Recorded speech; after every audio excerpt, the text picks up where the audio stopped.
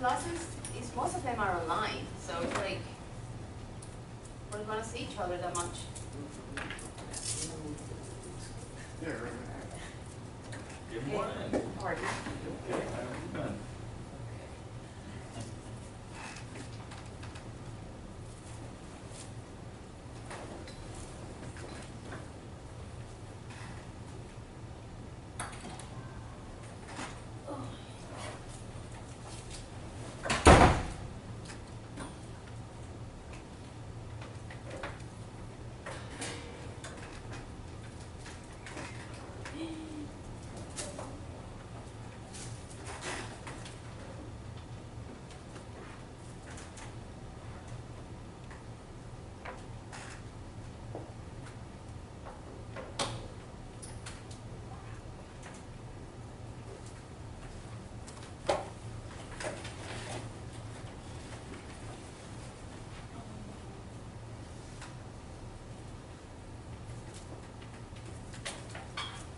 What computer do you have?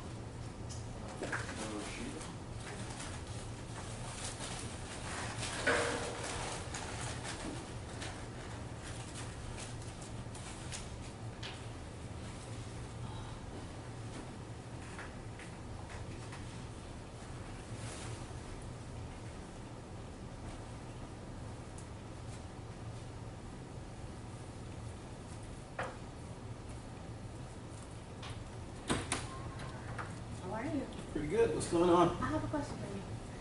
Can I check your connector for a minute? This isn't working my computer. I just need to charge it just a little bit to send it out. And I realized I'm going to help people. You can try. No, I don't think it does because Probably doesn't. Jeff tried that the other day, remember? Yeah, I'm going to just try. Because I don't know what else.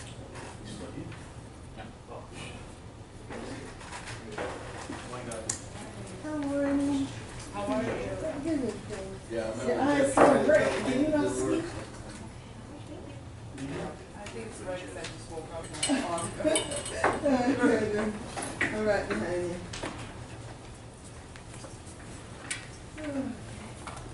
Claudius. Good morning. Morning.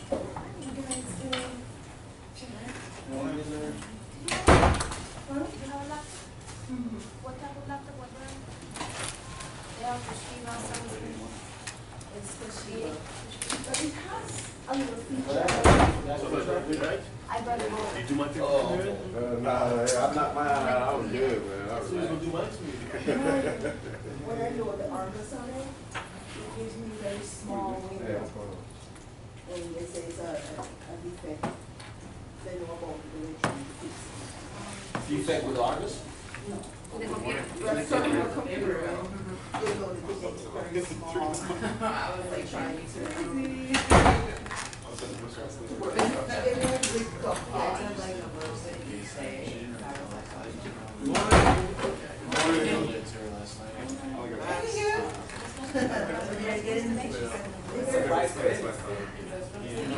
I was like, Pretty good. What's going on?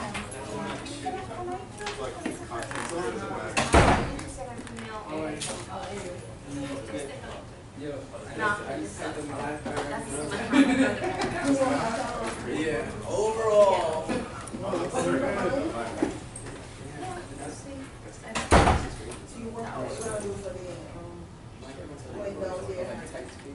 For what? For the online? No, I don't know. I want to see what people want to do. I'm telling my dad not to go anywhere because I want him to take me in. Like I'm Did you? Yeah, like what's that up to the? Which year are you talking about? The Latin American one? The one at Marquee? In 2 weeks. In 2 Yeah, yeah, days. yeah. I'm walking to that.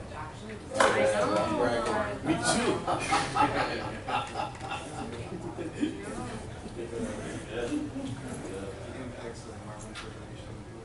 We all stayed in your house for 3 days. I'm over it. Yeah, I know. It's like when I used to go to class, I used to go to walk. What's this? Is that a New Year's stop? I guess so. Downtown. Oh, you know what? You give her one of my freaking See this? Yeah. Give me my Thank you. Alright, it's fine, I'm not. I guess I'm not It doesn't work. under association no more.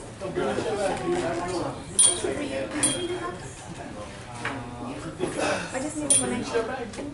After you I give don't know, it I'm away. trying everyone. Just slide one in I there. don't know. Just slide one in Mine there. fails. Right, but I'll be out. Sometimes certain ones. Yeah, I just want to change. Is there what? Yeah, I need to charge it for like an hour. Oh boy, goddamn class. We went to the last one. Oh, yeah, me too. Yeah, I was like, no, that one.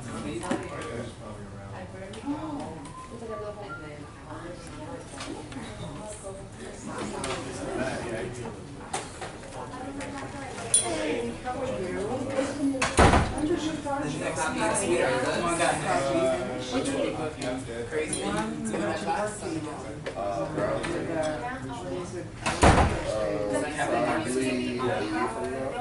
Full year? Yeah. I have to get the book, so start reading. Just let me We know. would have a When you're paper done, dial. presentation. Yeah, You you need to should do in this? class. Yeah. Like, Okay. yeah, it's like 3 pages. And let me know. Whenever you said, oh, No, it's not. But it's like, he was like, he's like, it's simple. He's like, We do. like, if you don't read, like, you'll be lost.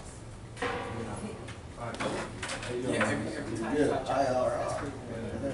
I don't know how you want to do it. I don't know how you do it. No. Just for you, for your own business. You want to finish it?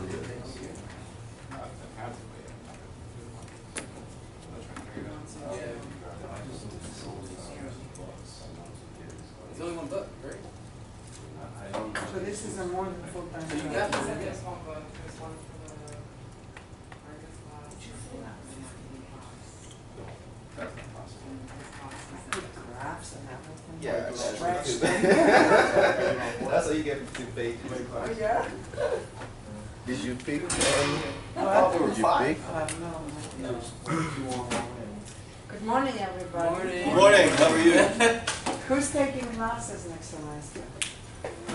Everybody. Well, let's see if we pass first. Oh, come on. That's first step.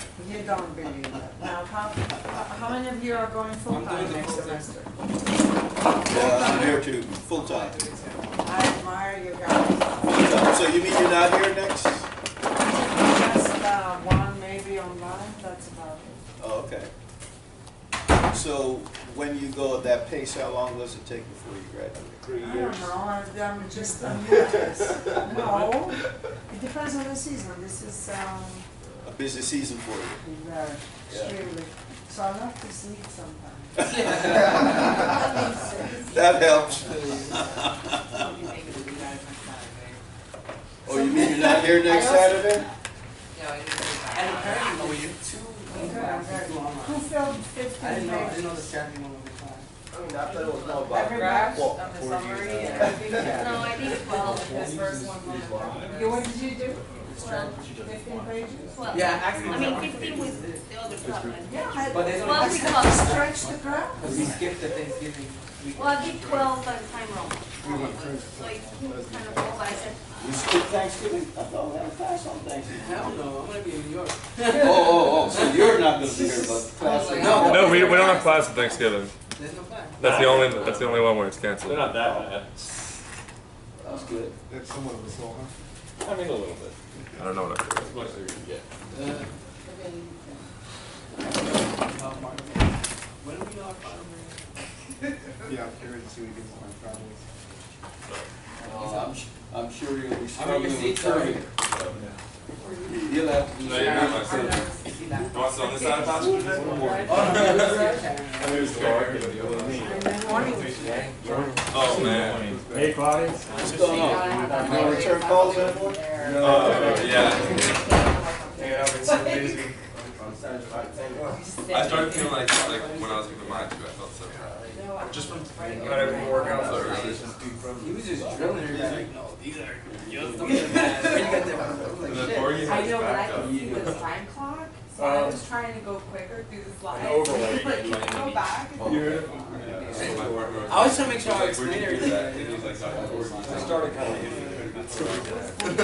Borgie said something else. I'm like looking at it and I'm like, we're way over. But then he kept stopping me. He like tried to like project and like take it off. And I was like, no, I was quick to check. I was like, no, that meaning is incorrect. Based off of styles, it could be 6 months ago. He was like, oh, you're right, you're talking right. about the historical significance and all You this got to be quick stuff. to feel. I was like, no, don't try to put me down. I know my shit is good. Don't try to put me down. Amazing how the law gets created. Right, I was like, no, I get defended. I was like, wait, what? And then I finished, and I thought it was like, 3 different overlays. just went through it. It's like, Where?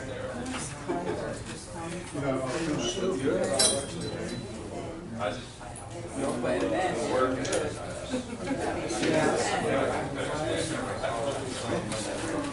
The main thing, individual presentation.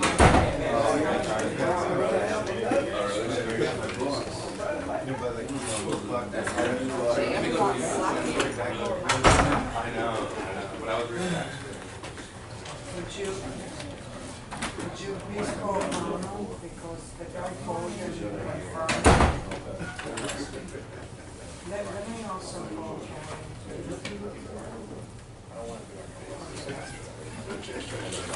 you download that or? On that sport. Oh, yeah, you can put it in.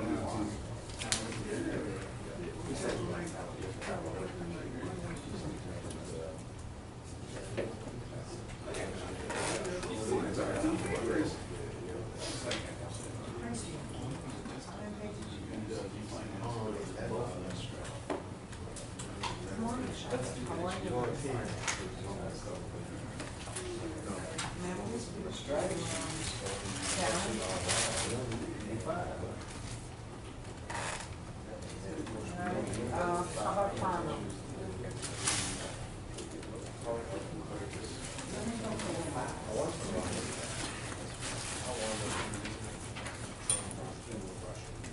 Good morning. Listen, Bob just sent me an email regarding the government.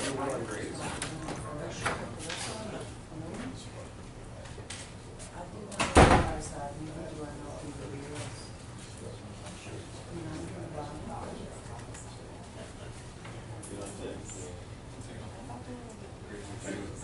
How long do you usually? A week, and then one more. And there was everybody. That's as simple as that. My friend got called in. I got kind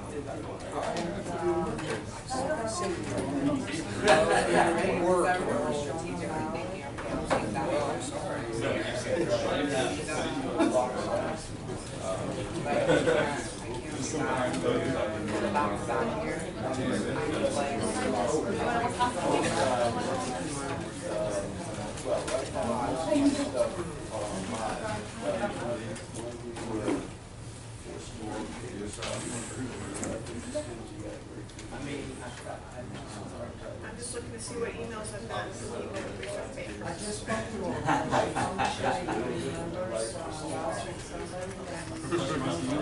Yeah, I have a hard copy.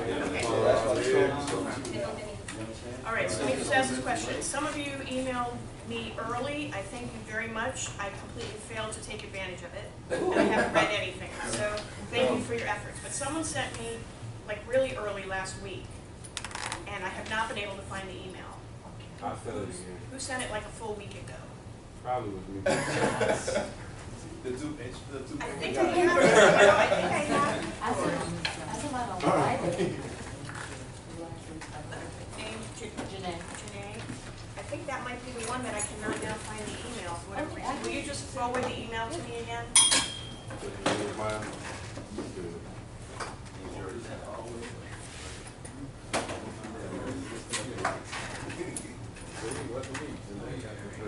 Is it okay that I have the hard copy? If even, I love hard copies because I'm going to print them to read them, but if you will send me. Yeah, but I can collect them now, because I don't want people working on them very fast. Oh, no. Just got me. Oh my god. Did you really? No. It's okay, I can spread it as much as you want. Did you also bring an extra visa You have to do property now twice. Certification. You did. I don't think you applied for That does All right. Yeah. Believe me, if I have no papers from someone, I will email you, and as long as you can forward to me the email that was kindly sent, it won't be. No. My truck's right there. the certification. The signature page upstairs. Go to your church. It's okay. Okay, I'll say that to you. I'm gonna say what I- it's 45 minutes. Oh, I'm gonna have to. I go crazy. Where are they? I'm there. Give a period here when there's nothing. Oh, I will. I didn't. More papers? Must be excited to read all those papers, right? This is the other side of, gee, I'll give them all this exciting work to do is, oh, I have to read it all. You can just give A's to Robert. Speaking of A's, you all got A's or A minuses on your case studies. They were all really good. I appreciate the effort. I hope you found it a good learning experience. Oh, yeah, $8, yeah. No, the case study, My, that's a case study. Great. Any other papers to turn in? I don't get a state there on the wall. Oh, they just said that they have a security guard. Yeah, it's right there. Maybe we need it in.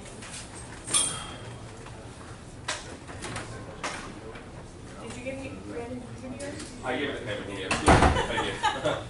Thank you.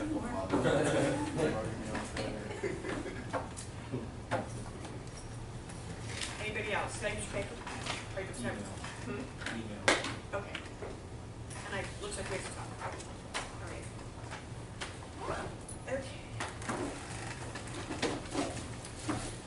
I'm trying to decide what to do first. Because there's a little bit of material to go over that will not be on the exam. You mean there's still an exam?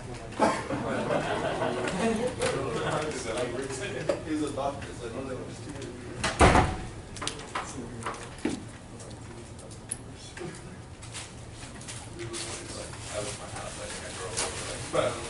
And everybody has a name on their paper, right?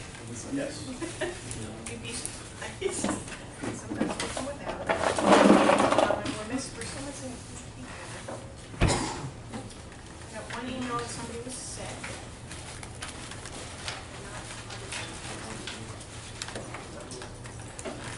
Okay, let's run through this stuff, this material. This was already in the Dropbox, in the Google Drive. We have not spent a lot of time. If you got your paper to turn in, do that first. Paper, Could I email it? you need to email it now. Okay. You have a sign sheet?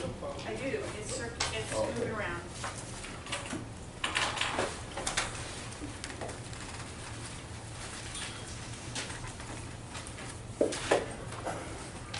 Okay, so it's kind of a poor, maybe not a poor stepchild. Maybe land use is the poor stepchild to environmental regulation, or vice versa. I'm not sure which, but they are different, and yet they end up intertwined. So early efforts on environmental policy really just focused on land management for development, for oil, for natural resources, for forestry. There wasn't a lot of focus on preservation. But after the Civil War, park systems started to be created, and of course, as you've seen, if you ever watch specials in the middle of the night on NPR, you've seen some stories about Teddy Roosevelt and his interest in developing the national park system. So they were outdoorsmen, and they were early adopters to the idea of creating a national park system.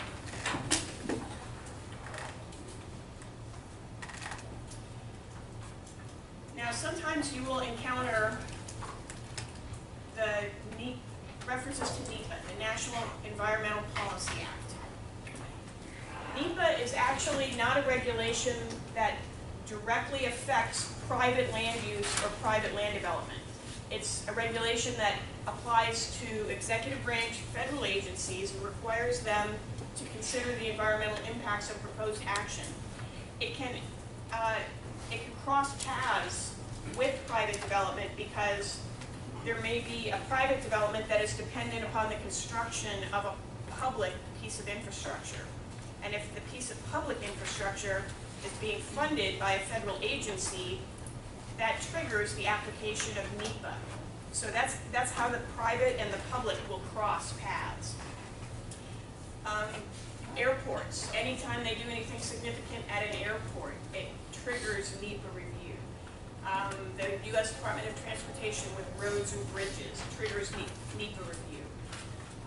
It is a procedural law. All that it really requires is that the federal agency study the environmental impacts. It doesn't dictate the outcome. It doesn't dictate that the federal agency make a good decision, although it can do that in the end. But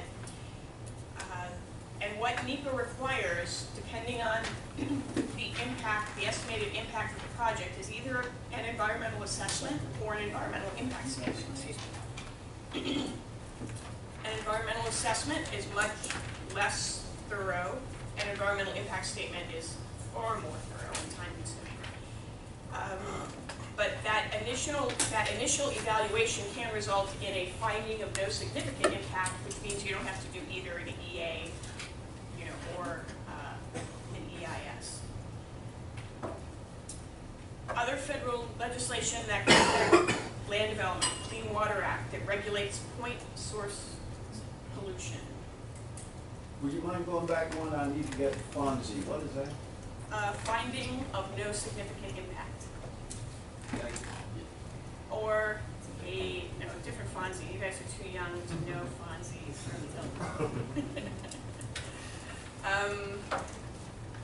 So the Clean Water Act, Section 404 is the reference you'll sometimes find, regulates the discharge of dredged and fill material into waters of the United States. It gives the federal government jurisdiction over navigable waters only. Now, waters of the United States is being litigated constantly. Constantly. There was a Sixth Circuit Court of Appeal decision this week that barred the application of the current EPA rules or determinations on water of the United States. So the EPA adopts rules, the private property owners fight back because the rules they extend jurisdiction too far, and the litigation ensues. So the extent of the Clean Water Act jurisdiction is constantly being litigated. It does not directly regulate groundwater contamination. That's different statutes with RCRA, CERCLA. If it weren't for acronyms, we would have no federal government. So, Clean Water Act Section 404 is what comes into play with dredge and fill, filling of wetlands, and wetland mitigation. So there's a federal level of regulation through the Clean Water Act on filling wetlands. Thank you, everyone. Turn in your paper. First thing. If you didn't bring a printout, but you emailed it already, that's fine. So I was just trying to get it.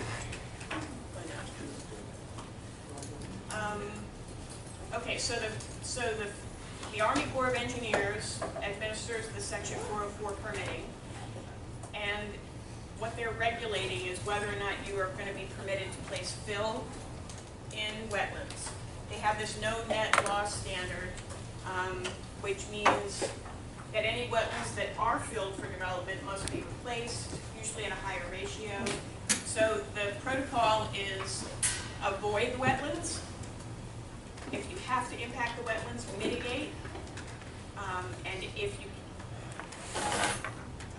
minimize, sorry, I missed one. So avoid the wetlands if possible. Design your development to minimize the impact to wetlands if you must affect them, and then mitigate, which means improving or creating wetlands off-site, generally. There's a state level of regulation through the South Florida Water Management District, through the Water Management Districts and the Florida Department of Environmental Protection that does similar. They'll piggyback their permitting onto the Army Corps if you have to obtain Army Corps permitting. But at a local level, you could have to obtain local or state permitting to fill wetlands, even if you're not in the waters of the United States. Generally, is any of this familiar to you? Do you have any experience with the language I'm using here about wetlands, filling of wetlands, permitting? Is some familiarity with this? So other environmental regulations, Endangered Species Act, if a protected species is located on your proposed development site, it triggers a whole host of things, having to do a study, potentially having to preserve habitat. They really don't like to relocate. If you do have to literally remove a protected species, it requires a take permit. So some of the ones that you'll encounter in environmental reports here locally: gopher tortoise, wood stork, scrub jays, this woodpecker. Cockaded, and the panther. So it's not really protected, but the burrowing, I did have a project where they found burrowing owls, and I was new to private practice at the time, and my client said, "That's not a problem." I said, "Really? It's not a problem?" He said, "Nope. Nothing that a tennis racket at night can't fix." And I'm like, la la la la la, I did not hear you just say this. Yeah. So can anybody just, I guess, have land where these animals, I guess, can reside, and they get paid for transferring them from the site they were at to the new litigation site? Well, no, for the most part, your ability to relocate is going to be very limited. You're going to have to preserve habitat for the most part. So, from a development perspective, if you would have an environmental assessment done, and then somebody finds one of these critters, and or even a butterfly or a flower or a tree that needs to be protected, and they create a preservation plan, and then usually your adherence to that plan becomes a condition of your approval. It may be that part of the area is very poor quality habitat, and you can limit the preservation area to the higher quality habitat. Is it at the location, like preserve it at the location, or have another location that you have to have? For the most part, you're going to have to preserve it somewhere on site, but we've now exhausted my experience with this side of the permitting. I've never gotten that deep into whether there's probably a scenario in which complete elimination of the habitat and relocation of the animal can be permittable, but that's a really high bar, I think, to try to achieve. It's going to be very difficult to get support from the regulatory agencies for completely eliminating a habitat like that. Some other situations in which it arises is water, marine developments. If you want to expand a marina or build a marina, and there is manatee feeding habitat. So the amount of dockage that you put in place can cover the seagrasses that feed the critters. So that's something that they evaluate as your impact to grazing, feeding, nesting grounds of all these protected animals. This is really something that I find you learn when you have to learn. So understand where to go to get the information that you need when you encounter this in your businesses. Are there consultants that basically this is what they do? Oh yeah. There are. Help you navigate the manatee crisis. Yep, there are. But sometimes you're going to be evaluating property for yourself, for your own investment or your employer's investment, and they won't hire a consultant. There's no time to hire a consultant. So having the ability to do some of this research yourself and understand the potential risk, I think, is important. the discipline for these consultants, are they environmentalists or any other label? Yeah, I mean, you'll find them that they can be biologists, they can have some kind of environmental science degree. Yeah, and if you have one type of consultant, one development consultant in a location, they can usually refer you to others that they've used before. You know, I have one guy I use here for marina permitting and that kind of thing, and it's just, I have high degree of confidence, and so I just keep going back to him. And if anybody asks me, that's what I recommend. So that, you'll encounter that with the engineer or the architect or any other professional that you use on a project. But there's so much information available through the agencies themselves. It's readable, it's not overly technical. Just know when you need to go do a little bit of research yourself. And that will help you choose your consultant and control the costs of your consultant also. If you teach yourself a little bit about it. And the Clean Air Act and all of these federal environmental provisions generally have citizen suit enforcement mechanisms, which is one of the big reasons that we ought to comply with them, because a citizen suit can derail your project in a bad way for a long time. Okay, so the federal approach to environmental regulation is to establish these national standards and then require that the states implement the standards and take the lead in the review of projects. It's not a planning system, it's a highly regulatory system. They're not looking for you to find a number of creative solutions to the problem. You comply with the rules. They've decided what's necessary and you comply. So you can't approach it the same way that you do comprehensive planning. Some agencies, and specifically some local agencies, will include education programs and incentive programs rather than such a strict regulatory setting to deal with environmental issues. When the federal regulations first started requiring vapor control on gas pumps, okay, and again, those of you who are too young to remember anything before, we used to have these big bellows. You know, we went from gas pumps that spewed fumes to gas pumps that had bellows on them to try to contain the fumes, and now they've improved that vapor recovery system. But when that first started rolling out in a mandatory way, there was a woman in charge of the local environmental agency here in Broward County who was so determined to get ahead of it with the property owners who were going to be affected. Vast education program. She did everything she could to create incentives and programs to encourage compliance. It was a whole different approach for an environmental regulator. I've never encountered anyone like it. And it worked really well. Property owners, I was doing environmental enforcement for the county at that time, so I would prosecute the code violations, and we had many fewer problems than we would have had if she hadn't gotten way out in front. So sometimes with a new environmental initiative, you'll see an agency take this kind of approach. I think it's valuable to try to educate the stakeholders and help them understand the importance of compliance with the new initiative. But don't hold your breath, they don't always do it that way. So it started at the federal level that set these broad policies. They imposed the implementation requirements on the state agencies.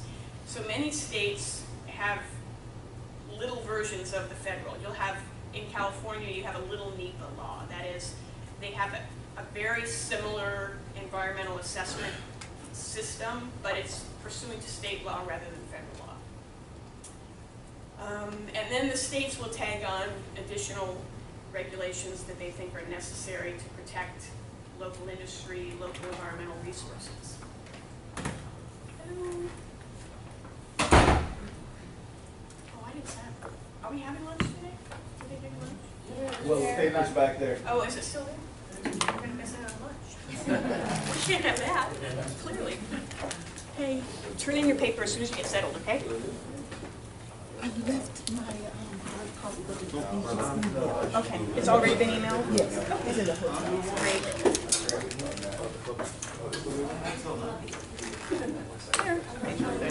Forgot to.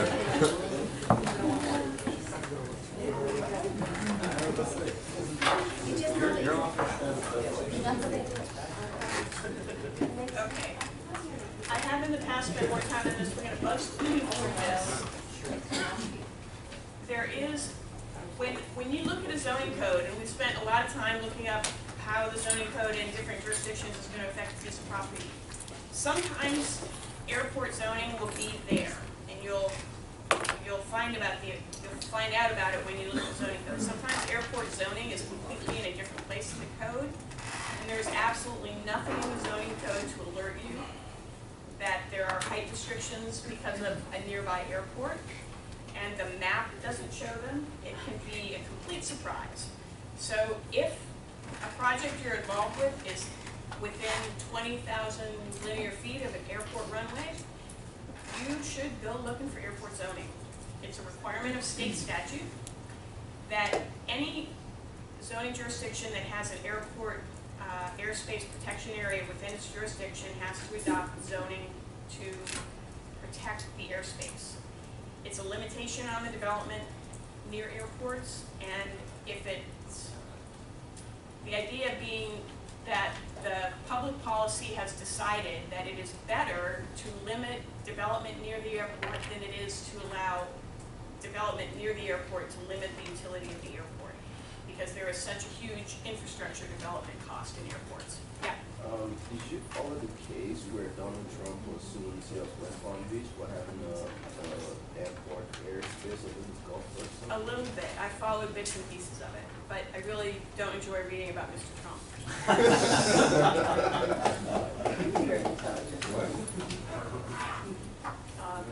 No, there has been a lot of litigation over airspace. So airspace zoning is one mechanism that the federal government that makes financial investment in airports tries to use to limit the conflict between adjacent development and airports. So the statute says that the need to protect airspace and development near airports to protect both the safety of aircraft operations and the safety of persons and property on the ground. Did you all see that an airplane, a small plane, just crashed into a mobile home in Lake Worth a day or so ago?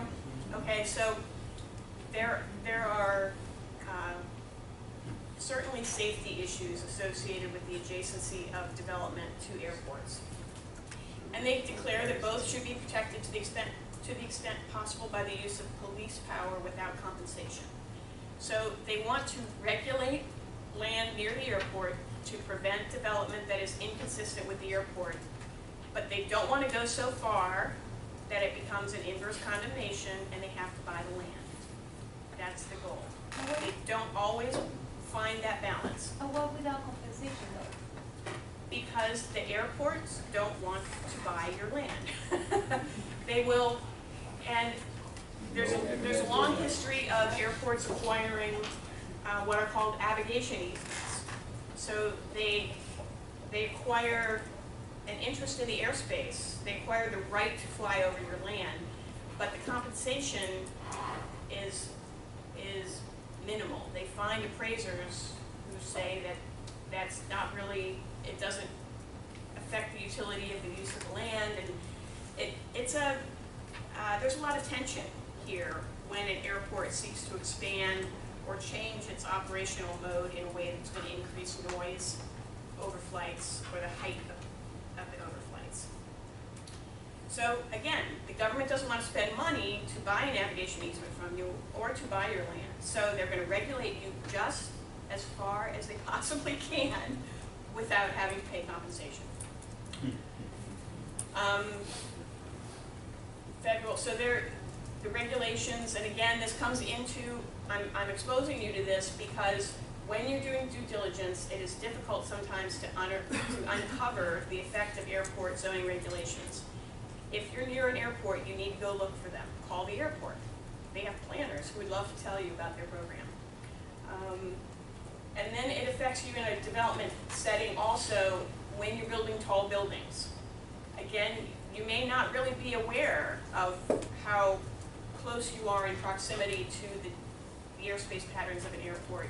And you could be told that your approval is subject to you obtaining a Part 77, a determination of no hazard, it's called.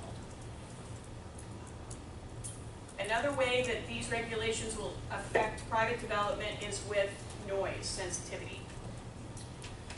I'm doing due diligence now for a potential buyer of a site that is putting residential just outside what's considered the noise sensitive zone of an airport. So the issue is if it was within the noise sensitive zone, the airport would object to allowing residential use because residential use is a noise sensitive use. So Part 150, Part 77 regulates height. This is the Federal Aviation Regulations. 14 CFR. Part 77 is the height regulations in relation to an airport. Part 150 is really about an airport doing a noise study. And it will give the airport money to conduct a noise study and create what are called noise contours. And then the airport has to go forward and have a mitigation program to reduce the number of noise sensitive land uses that exist within their zones. It's really, Part 150 is really just a study process. But the result of the study are these noise contours. So then the local government will try to prohibit you from building hospitals, churches, schools, and residential within those noise sensitive zones. Because nobody wants to come back, the airport doesn't want to come back later and have to condemn your property to eliminate the noise sensitive use. So that's how this works. You need to find out about airport zoning when you're doing development analysis, and you need to find out about prohibitions or restrictions on noise sensitive uses. Chapter 163, which of course is the statute that gives rise to comprehensive planning in Florida, it does require there to be consistency between airport plans and the comprehensive planning, whatever that means in that setting. On the issue of noise, airplanes are getting a lot quieter now, so have they changed the threshold for noise on those contours? Well, what they do in those studies is they hire a consultant who collects information on the fleet mix of that airport. And then they collect data on the flight patterns of that fleet mix at that airport, and they project the contours based on that data. The standard for what's considered to be too noisy for residential use is what's called 65 DNL. And it's a analysis of the noise, and then they'll also put they'll put microphones out there, but really they create the noise contours based on the projected decibels. It's decibels, but they take nighttime operations and they weight them more heavily. Okay. So it's a mix. Some people have said it's meaningless because if you've got 1 foot in an ice bucket and 1 foot, in a boiling bucket, it doesn't mean that you're comfortable in between. And that's how I've heard it described. So, but what they do is they consider nighttime operations to be more, intrusive, and they more heavily weight nighttime operations than they do daytime operations, and that's how they create the noise contours.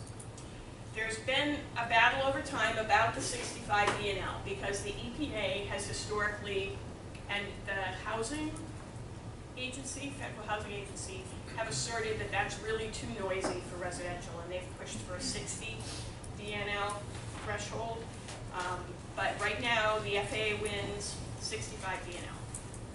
So the airport can spend its own money, they can spend the federal money to mitigate residential areas that are within the 65 DNL, or the projected 65 DNL once they build whatever new contraption they want to build to the airport, or whatever new runway they want to build. And the mitigation is something like sales assistance. So they'll pay the costs of you selling your house and moving, if you want to move.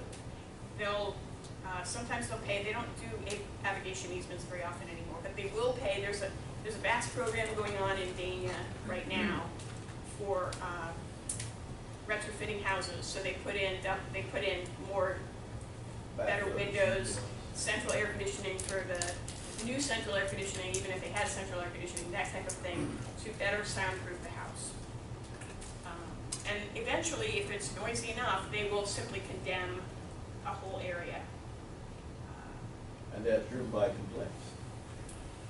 It can be, you know, the FAA wants the science to be there. They want the Part 150 study to show that it's warranted. But it can certainly be driven by political complaints.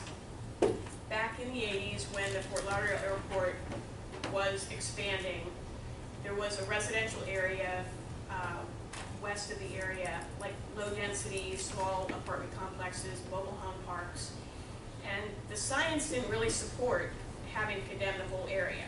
But there was political uprising, and the county commission decided to condemn the whole area. And then areas north and south of the airport that didn't have condemnation started to feel neglected. So that battle started. But this is the idea, is to, through comprehensive planning and interface with comprehensive planning, mitigate the amount of inconsistent development that might occur near an airport. If it's there already and the airport needs to expand, they're encouraged to do a Part 150 study and identify areas where mitigation would be helpful, and that's where they put their money. And then they generally will get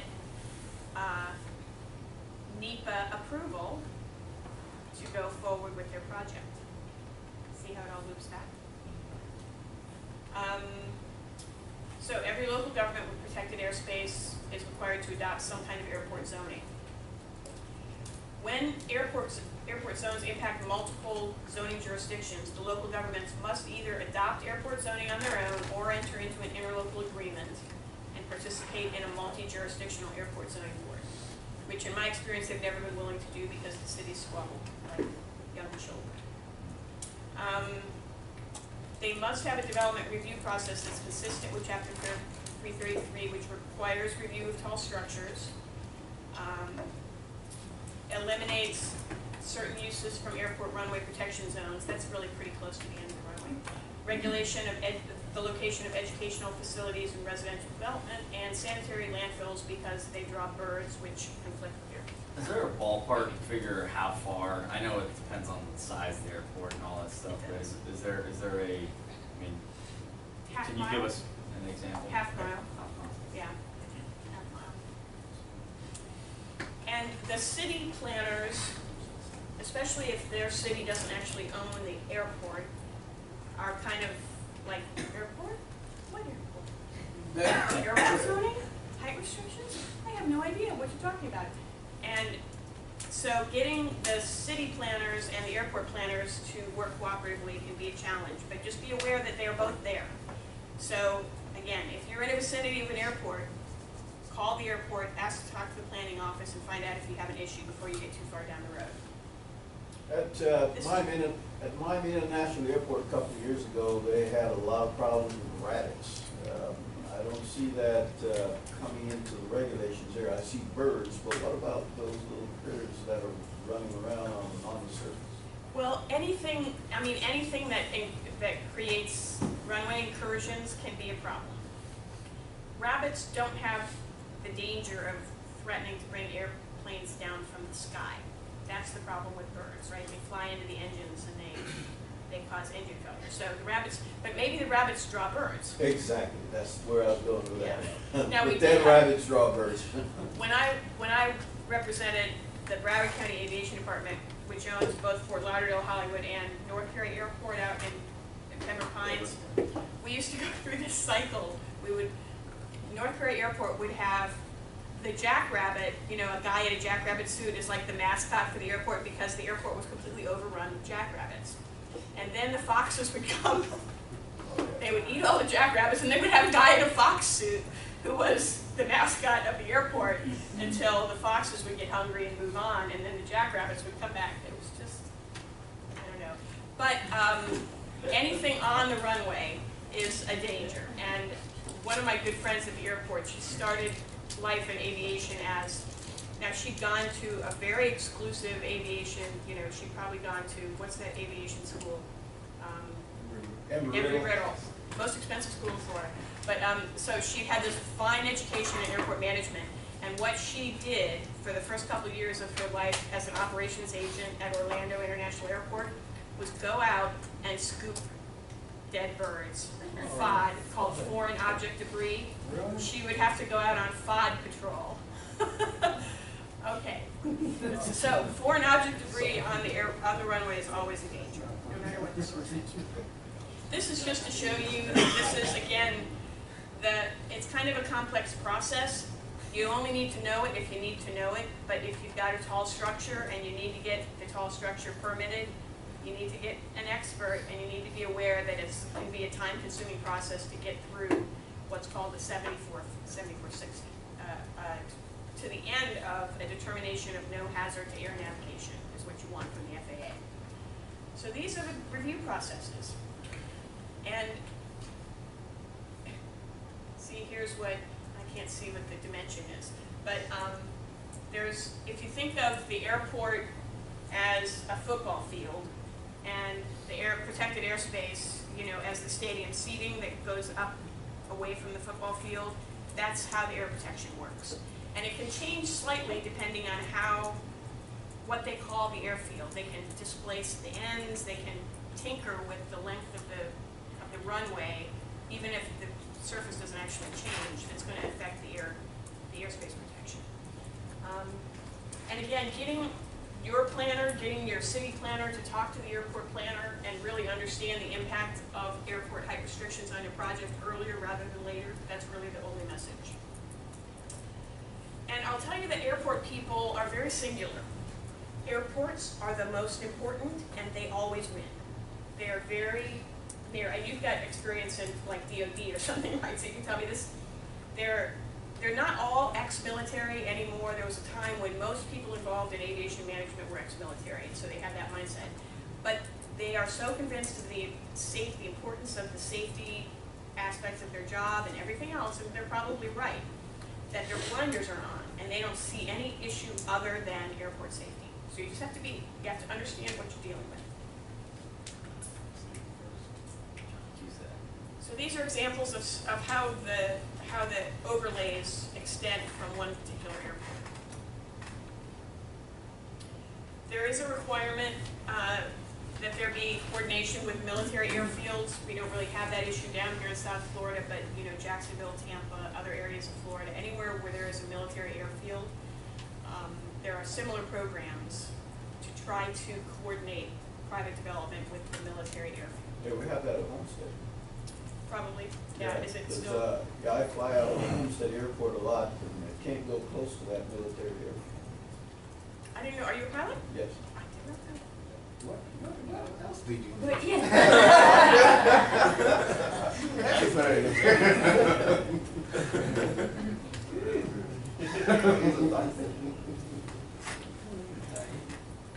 So this is what I was talking about, noise mitigation. What can be done if there are incompatible land uses near airports? So they do noise mitigation, sound insulation of homes, they'll erect noise barriers. Have you ever driven on Griffin Road to the south of the Fort Lauderdale Hollywood International Airport, and there's the berm, there's the big park on the berm? That is a noise mitigation measure. It was constructed for noise mitigation. They can, sometimes the tower chief, the local tower chief will agree to make flight pattern changes to try to mitigate noise. Generally using they're trying to shift, they try to shift the flight patterns to go over the interstate highways and things like that rather than the residential areas. It is, sometimes it works and sometimes it doesn't, but the FAA will pretty much never promise to do that. It's always just something they'll attempt to do. So the other option is this land use regulation we've been talking about to try to limit and future conflicts between adjacent development in the airport and ultimately property acquisition. When Chapter 163 was amended to change it from the Growth Management Law to the Community Planning Act, most things regarding airports did not change. Local government governments are still required to update their plans to address compatibility with airports. MPOs, anybody remember what the MPO was? Metropolitan Planning Organization. Right, which is local governments that guide the use of federal funding that's received for transportation purposes. They must include airports and aviation staff in their planning efforts, and airport master plans can be included as part of the adopted comprehensive plan. Sometimes, like, there's a big Lee County airport that included their master plan into their comp plan and then realized that it subjected them to all the restrictions on amendment, so they regretted it. But so some master plans become part of the adopted comprehensive plan and some do not. It is still required, airport zoning is still required. Some cities still completely ignore it. For many, many years, one of the cities adjacent to Fort Lauderdale Airport refused to adopt airport zoning. So every project near that airport had to go get a permit from the FDOT, which was like the fallback airspace permitting if the city wouldn't do it.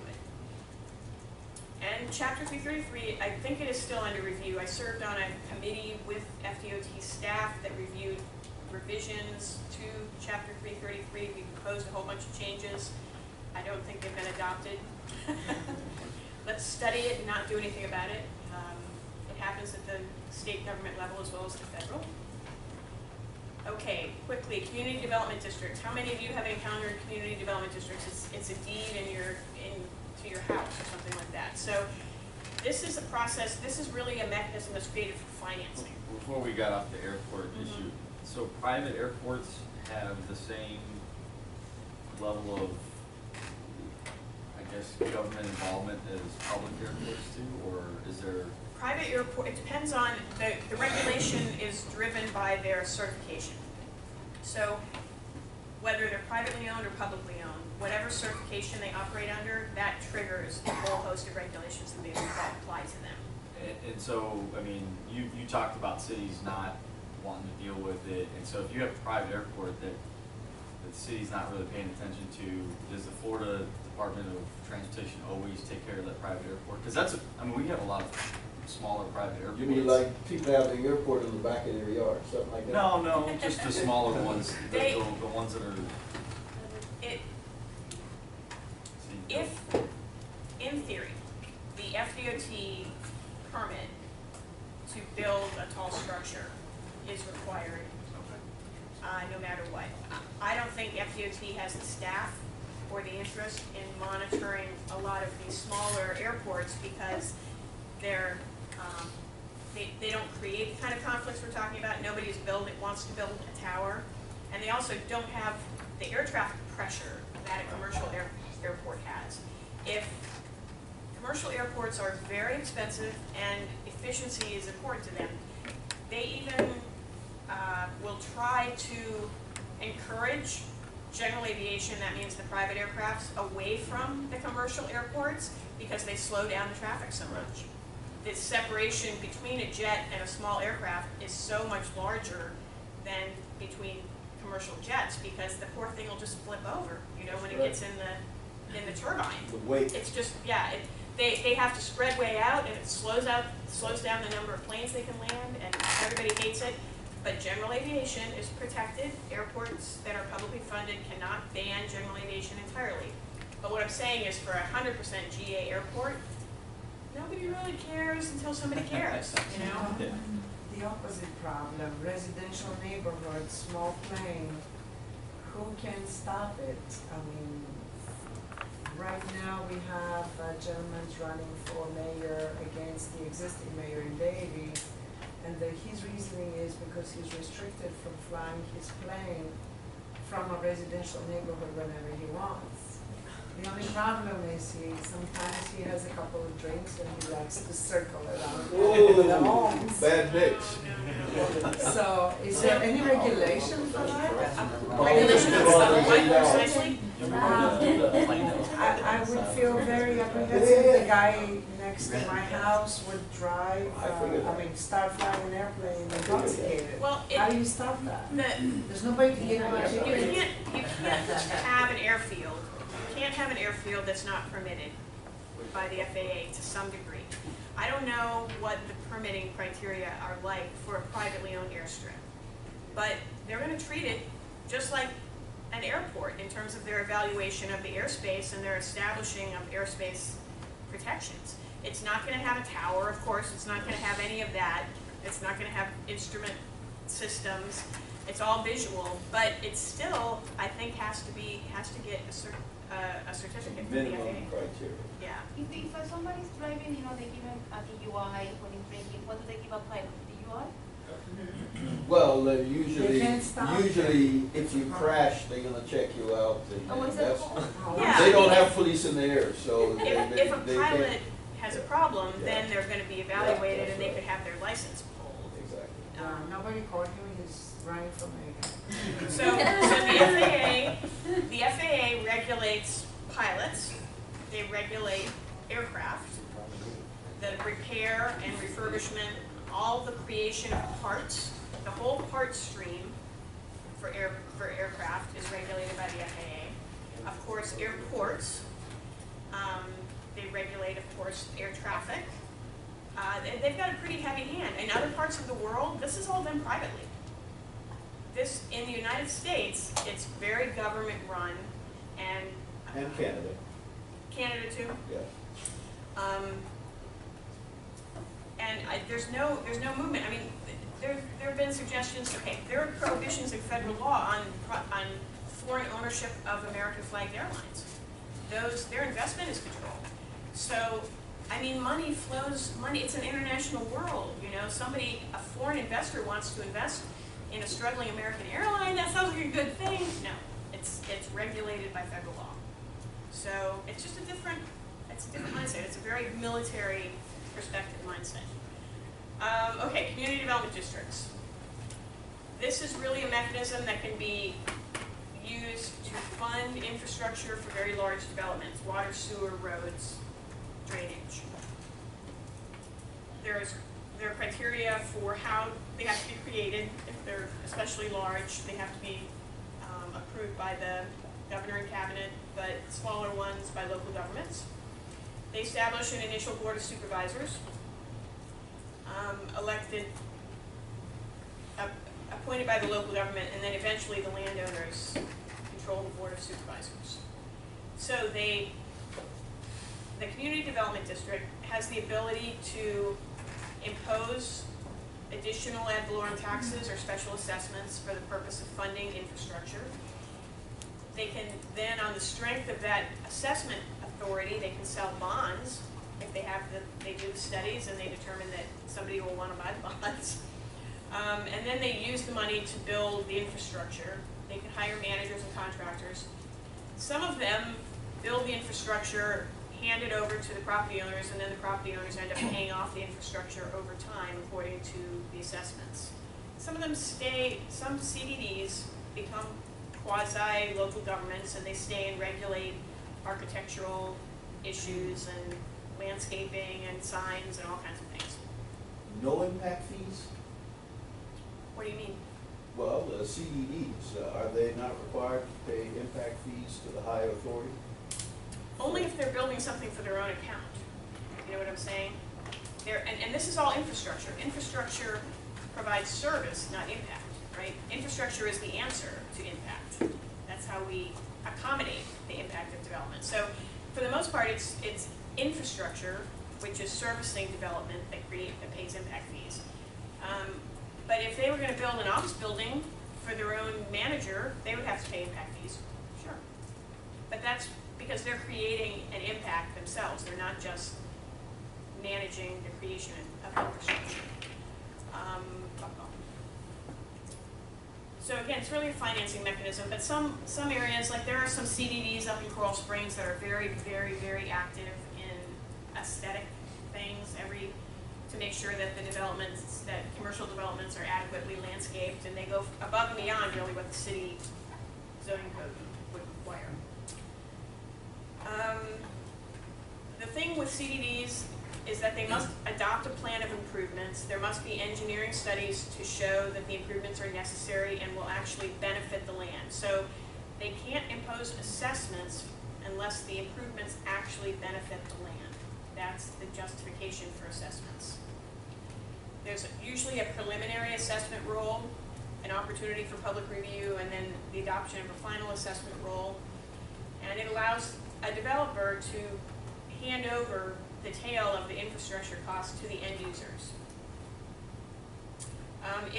If the funding, if the whole financing structure is set up correctly, the bonds can be saleable to institutional investors, which makes them more likely to sell in the market. Okay, that's that. Now, I have a problem for you. This, we're going to do the exercise that I've talked about, which is dealing with some problems going on in the fictional town of Silver Beach, Florida. So, take some time to read. And then we'll sort you out into teams. Some of that's going to be familiar.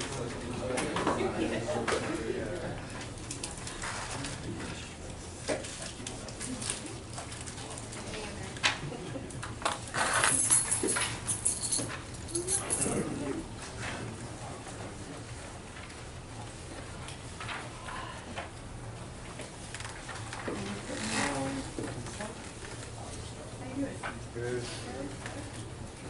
What's this?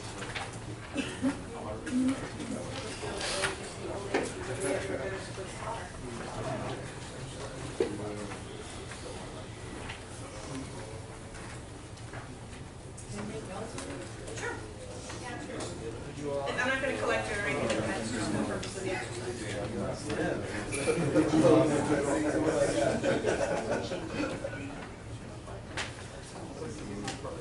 Now, I looked for some land use plan excerpts that could serve as our fictional land use plan, and I didn't find anything that I really liked. But I guess I'll pull up, while you guys are reading, I'll find the future land use plan maybe for Pompano, which is the beach area. Pompano's kind of close to what I'm talking about. So you keep reading. You get to keep these, right? You do. Don't know why you want to read.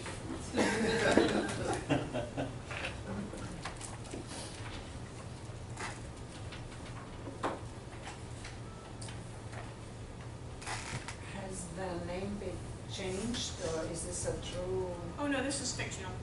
complete?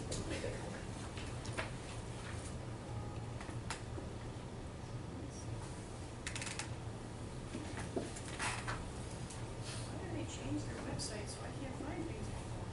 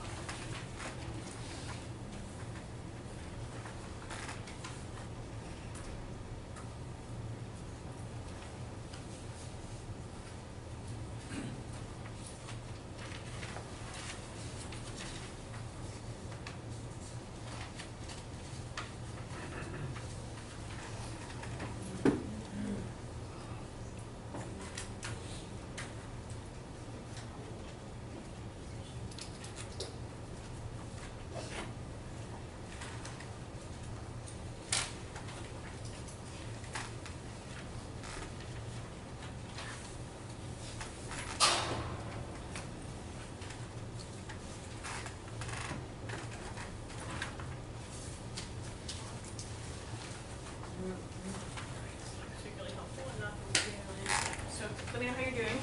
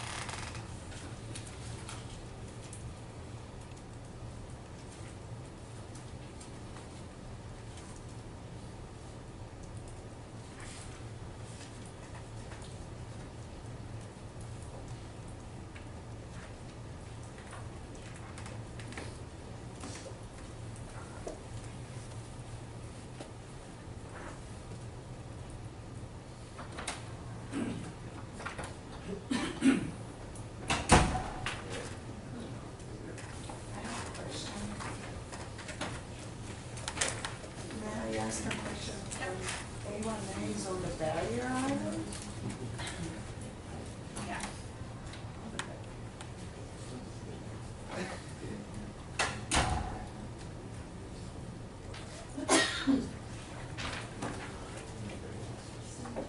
So this is Fort Lauderdale. So kind of think Fort Lauderdale between Sunrise Boulevard and Las Olas, or something like that. So here's the barrier island, two bridges. Kind of take this, if it helps you to visualize something.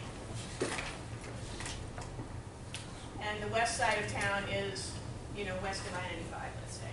Something like that. Just so you have something to visualize.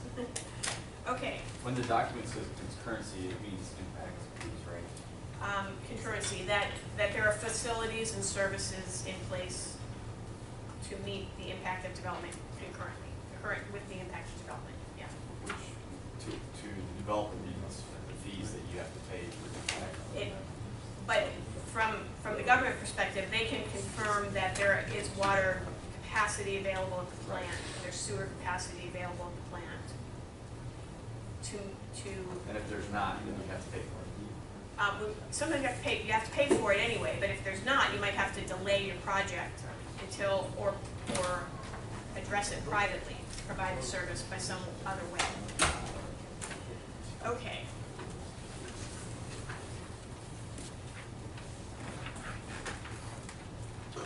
So the first event that we need to deal with is that the developer is coming in with a PD proposal for a high-rise hotel on the beach. When the city wasn't prepared for that, they were expecting to get a PD proposal to redevelop a big box store out in a neighborhood that really needed it. But instead, they get a luxury hotel development proposal. Did you have a question? No. In that same location where they want to do the box store? Nope. Okay. They bought the abandoned Walmart. They persuaded the city commission to adopt a PD ordinance so that they could redevelop it in a way that would be financially feasible. But instead of coming in with that proposal, they used the PD, it sounds clever, doesn't it? It is. To come in and apply to redevelop a couple of low-rise motel sites on the beach into a high-rise hotel. And the city has never had this kind of development before. They don't quite know what to do with it. They've never had the opportunity to administer their PD regulations before. So the developer is creating a trigger point for them, a pressure point. In the meantime, the residents, these other residential groups in the neighborhood has started to mount opposition. So, let's split up.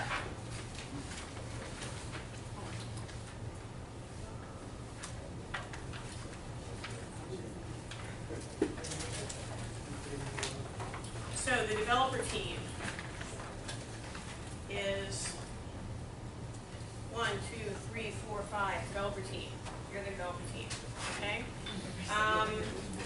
Elected officials, you're a lot in the back. First round. Yeah. The planning staff. The rest of you are the planning staff over here. Which team did I put you on? Did I put you on the? You're with the planning staff. And who's left? The neighborhood opposition? You guys are the neighborhood opposition. And admittedly, I'm sort of shaking you up away from what I think, the little bit that I know about you that some of you will be comfortable with. So, We're changing roles, aren't we? we are changing roles. So, first of all, kind of get together and talk about the facts, talk about what you think the strengths of your position are, and prepare for a meeting with the city staff. Your elected officials. You have very little to do at this point in time.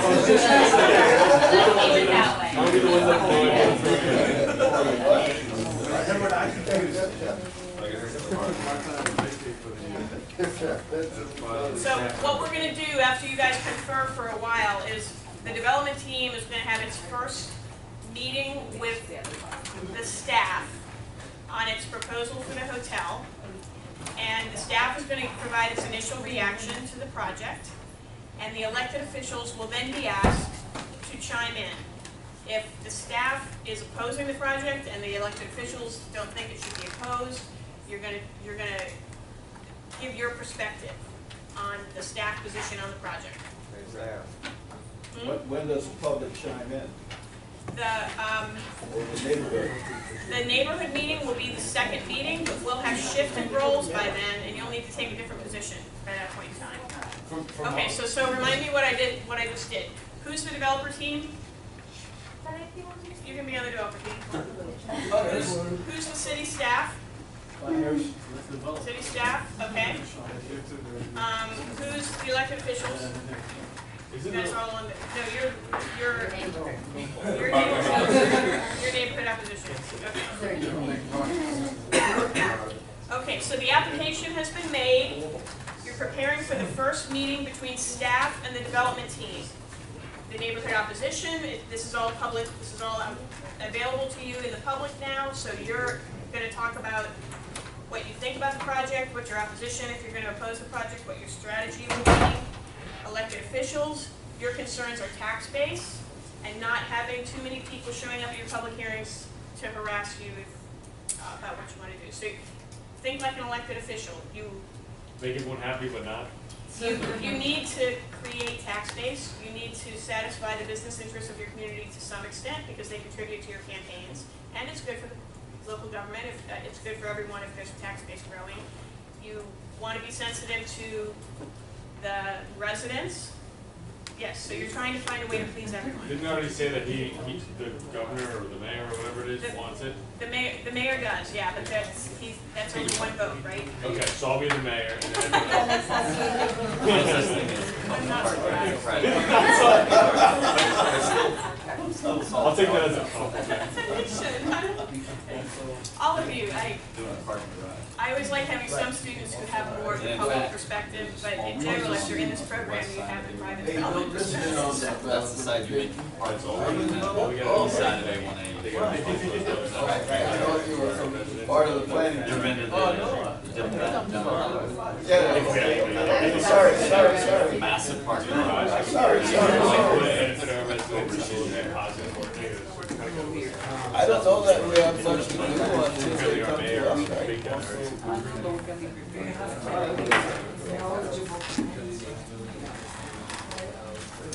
And there are emotional perspectives to all of these. I mean, theoretically, the staff should administer their code without a lot of personal feeling involved. But think about it, you've all driven up those Pleasure- quaint little pleasure to meet sections of you. A1A on the beach. Beautiful day, and beautiful seen the day. little hotels. How do Hey, you guys take care, right? Take care. So you gotta find the emotional story in your perspective. I like the idea of hiring. Right, and then bringing, For an emergency. Emergency evacuation. He's saying they don't understand it's hiring. and then probably also. I'm gonna go get more coffee. No, because both were just. You got fired while you went on vacation.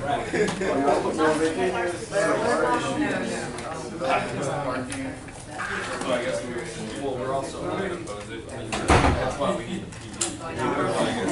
Well, but we're also not they probably Okay, now this is.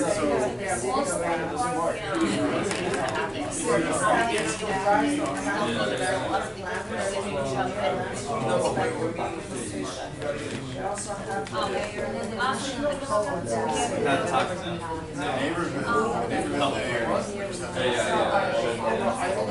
Well, the mayor was working on it. No, here. Oh, here, here. The mayor just walked out. Yeah. More planning stuff. I didn't know if that would work.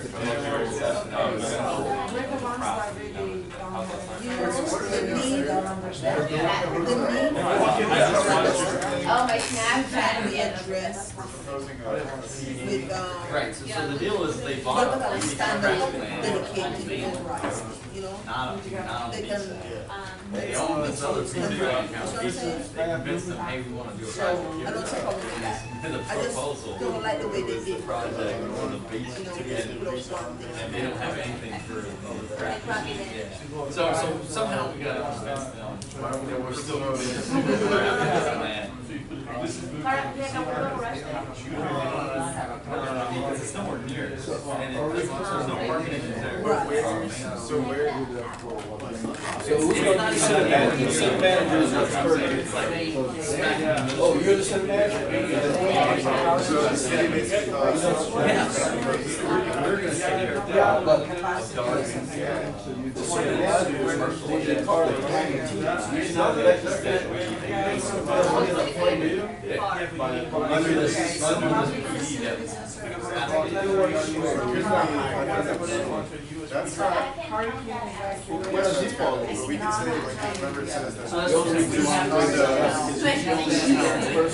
or at least show them a good effort. Well, we can show that those condos like this and that they might not. Okay, so break it. I just need to get, residential condos there, you know, for all those people that are. That's not hard. I was like, Is that one of those? But the issue is that people live on the right.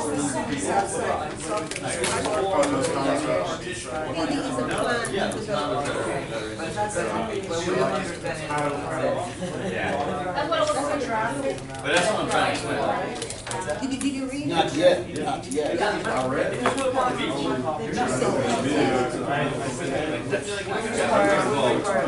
money to. Yeah, we would require. You're gonna say, I mean, anyone gets busy, they say on weekends, holidays, often the hotel, the trash will be there. So it's gonna be a problem. Think of it as an island, as a way. Yeah, exactly. Okay, Michael, I think. A1A next to the island. Okay, so part of the staff recommendation has to develop communities that are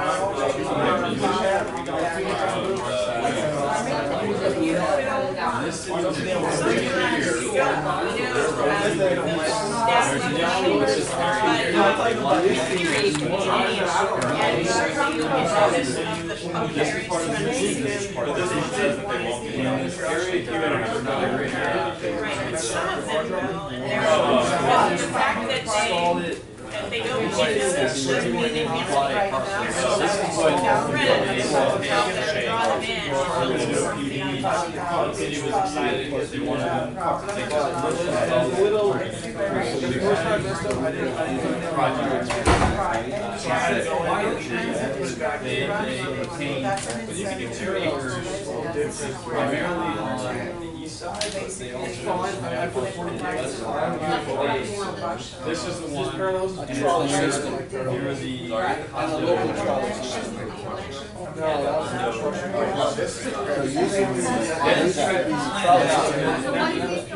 This is the new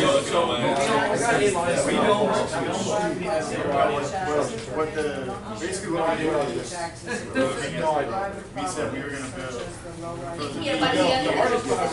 So the point is that it's like working, in order to operate REE, we got the city staff supplying the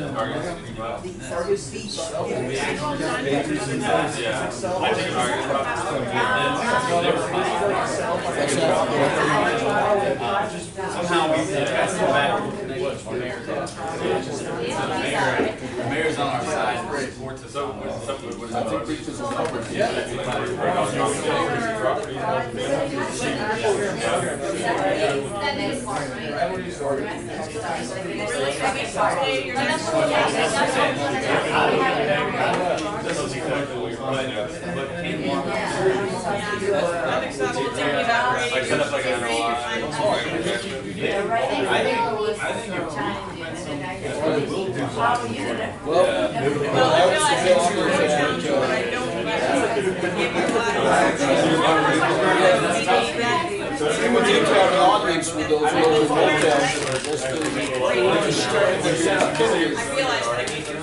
With access. But there's a lot of stuff like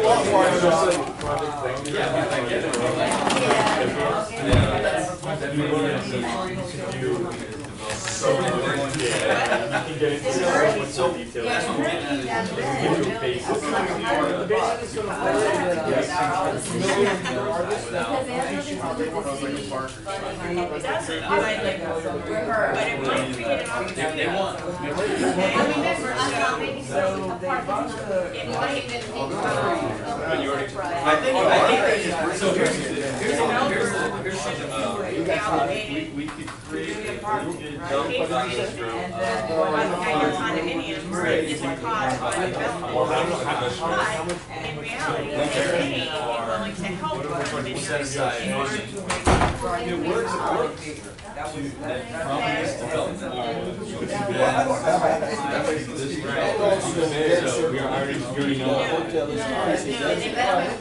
But then you have to have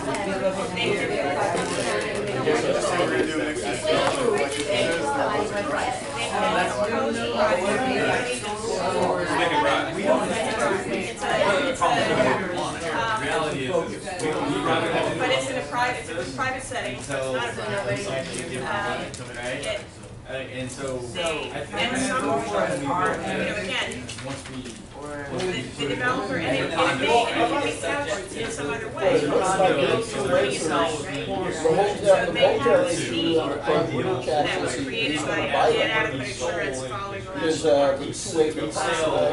That is required. What they may charge the developer is compensation for, dust, noise, created by the construction. Or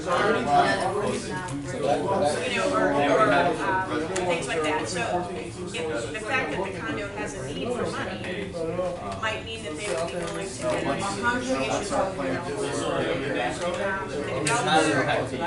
it's not going to want to be completely. That's permitted.